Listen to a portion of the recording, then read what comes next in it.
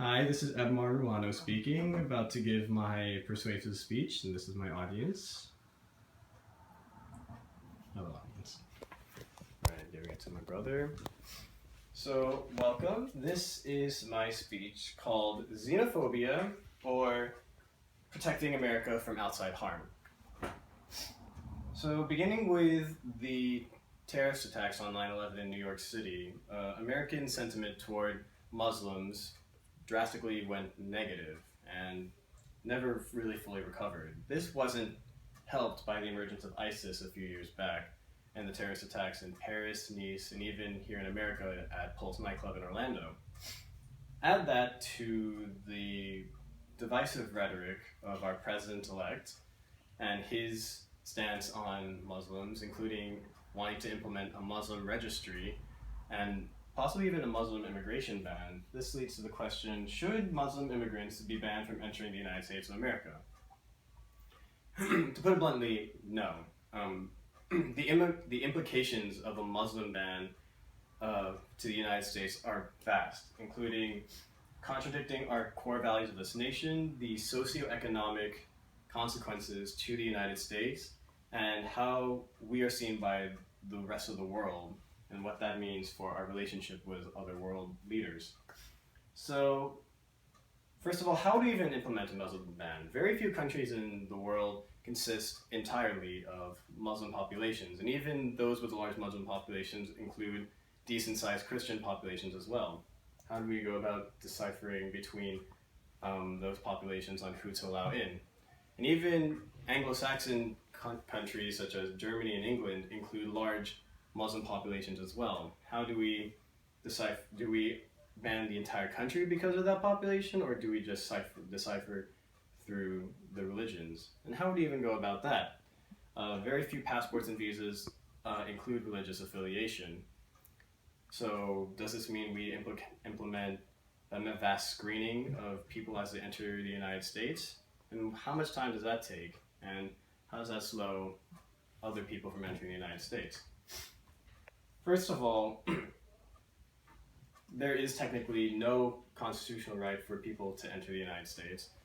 In the past, we have banned communists from entering during the Cold War, and we do not allow anarchists to enter.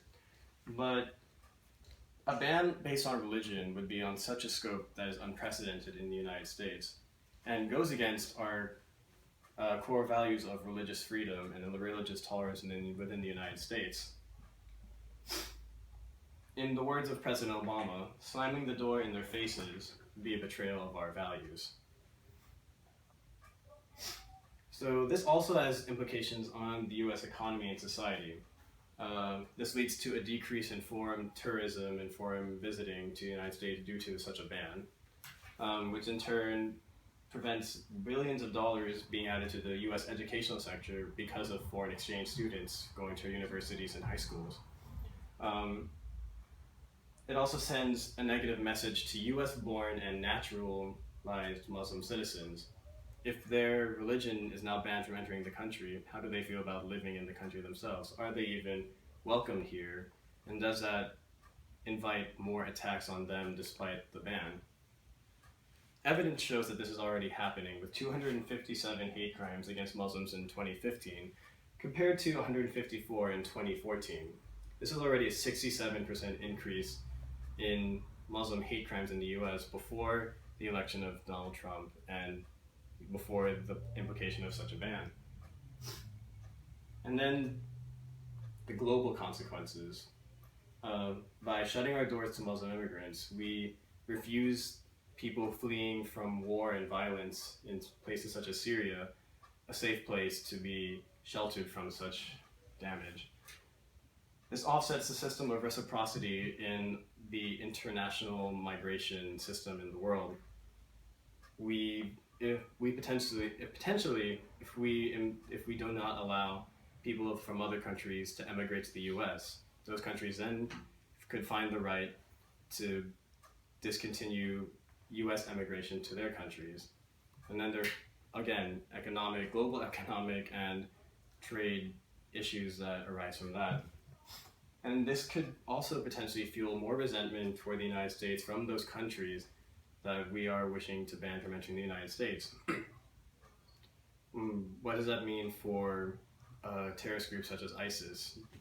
Like, does that allow them to fuel more hateful rhetoric toward the United States and become a recruitment tool for their cause?